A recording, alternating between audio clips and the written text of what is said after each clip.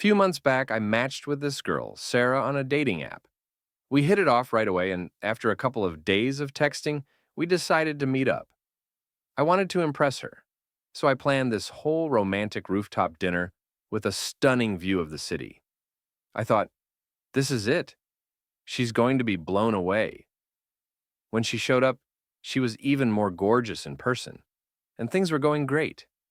We were laughing, talking. It was the perfect vibe. But then, my stomach started rumbling. I tried to ignore it, but I knew exactly what the problem was. Earlier that day, I made the terrible decision of eating a sketchy burrito. Bad move, right? As the night went on, it only got worse. I was starting to sweat, shifting in my seat, trying not to let her notice. But here's the thing, she did.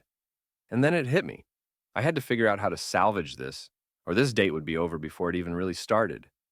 This is the part 1 out of 3 of the story, and if you like this story, please subscribe and like the video. Part 2. So, right where we left off, I'm sitting there trying to keep it together. Sarah looks at me and asks, "Are you okay? You seem a little off." Of course, I played it cool, saying something lame like, "Oh yeah, just a little warm in here." But in my head, I was like, "Abort mission, this is going downhill fast." But just as I was trying to figure out how to get through the night, bam! The waiter drops an entire tray of drinks on me. I'm soaked from head to toe, and the look on my face must have been priceless. I thought for sure she'd be mortified, but to my surprise, Sarah just burst out laughing. Like, full-on laughter, and I couldn't help but join in.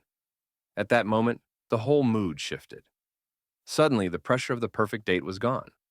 We started joking around, making fun of the situation, and the next thing I knew, we were just having fun, no pretense, no trying too hard.